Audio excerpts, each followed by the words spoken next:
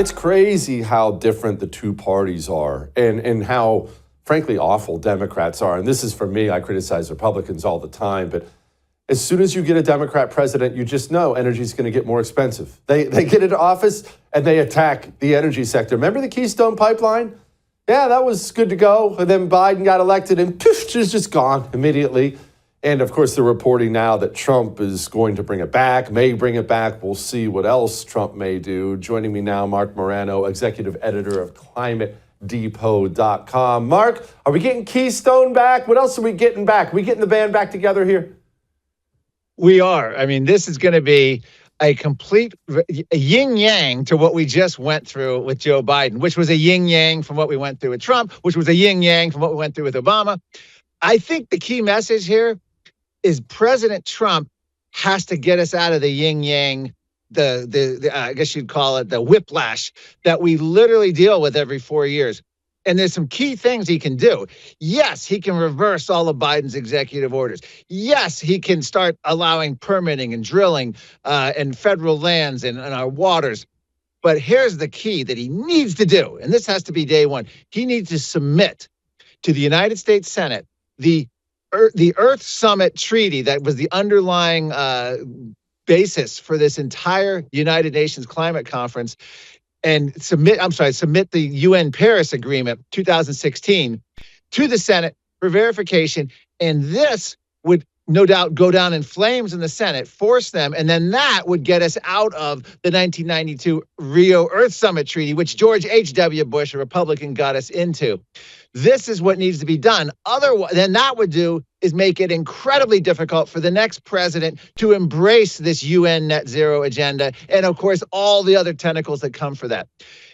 Maybe I didn't explain it well enough, but the bottom line is we have to get out of the UN climate process, which we are in by treaty going back to 1992, George Bush. And we need to get out of that, and we need to get out of it so the next president can't just do some executive orders and reversals and we're back in. That's where Donald Trump failed last time. That, I think, is one of the key things he can do for American energy. Okay, so this sounds like something that's possible for him to do. Have you heard any sniffs out of Trump camp that it's something he's interested in doing? Yes, I think he is. Now, can you remember, let's go back, 2017, 18, he had Rick Perry, energy secretary, who was like, oh, we need to stay in the UN Paris Agreement. He had Rex Tillerson as Department of State. Oh, we need to stay in the UN Paris. And Donald Trump himself back, if you recall, well, we're going to renegotiate, get a better deal. No, there's no better deal.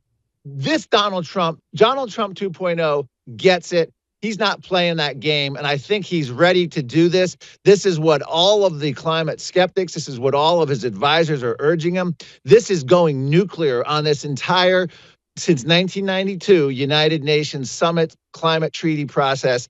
This would kill it in the United States. We submitted as a treaty to the United States. Remember, Obama didn't want to submit the UN Paris Agreement as a treaty. Anyway, that's a key thing that he can do, in addition to just a whole host of reversals of everything Biden did and Obama did. And I think what we're going to have here, it's going to take a few years. I think you're going to see an almost instantaneous effect on prices because energy is run on futures market, particularly things like the oil and the gas markets.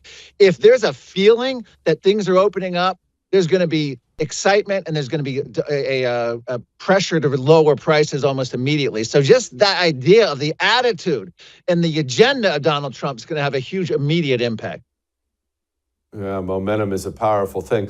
Okay, Marc, can Donald Trump begin getting us back into refining? You and I have had this talk before about how we don't refine very much. We've eliminated so much of our refining capacity. It's insane to me that we will dig up oil here and then ship it somewhere else to get refined and then ship it back. It's just madness to me.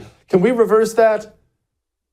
It's hard to reverse because so much of that is regulated. So much of that is like everything else in America. Everything we outsource.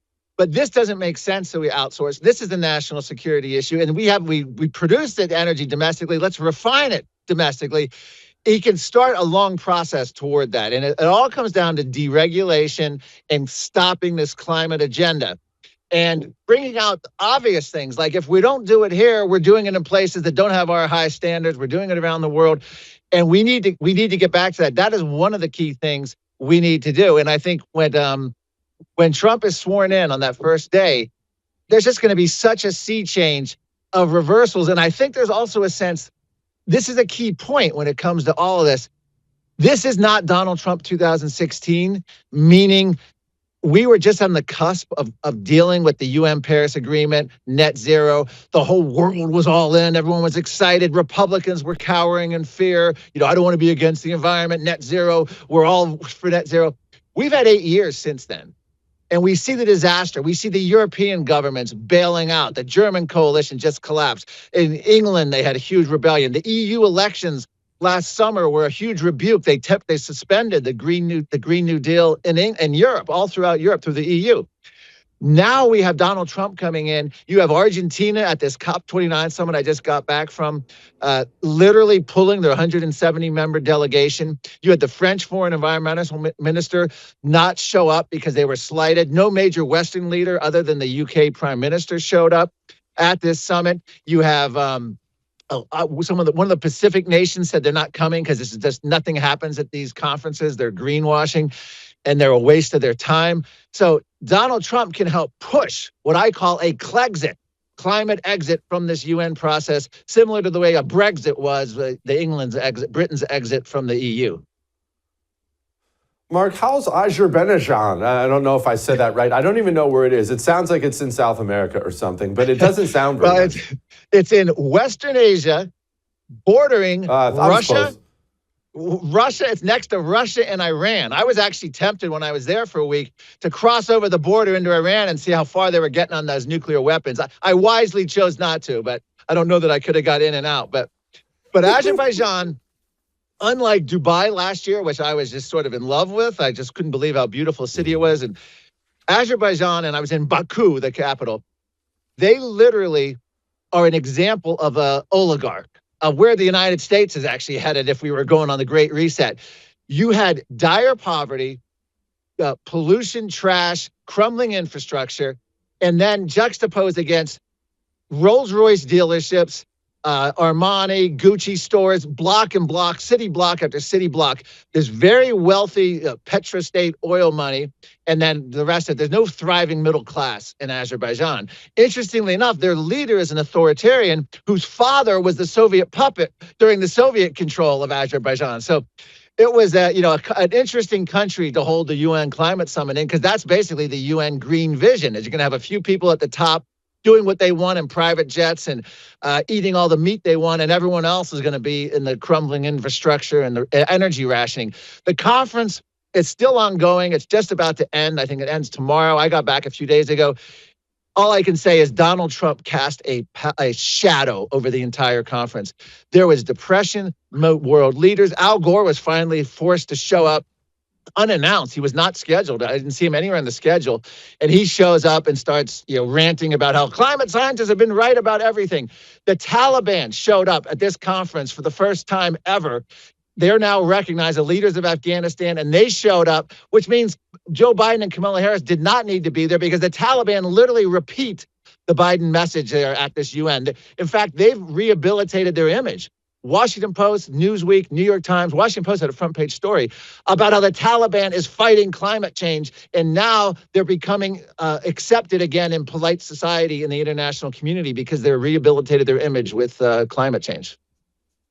Yeah, fighting climate change with one abused little girl at a time. What a wonderful regime that is. Mark, thank you, my brother. I appreciate it. I would thank you for coming to my YouTube channel, but I know how brilliant it is, and I know you love it here. So subscribe and watch. We're going to start really ramping things up and putting some funny stuff, some interesting stuff out there, some collaborations. Either way, my YouTube channel is officially the place to be. So stick around.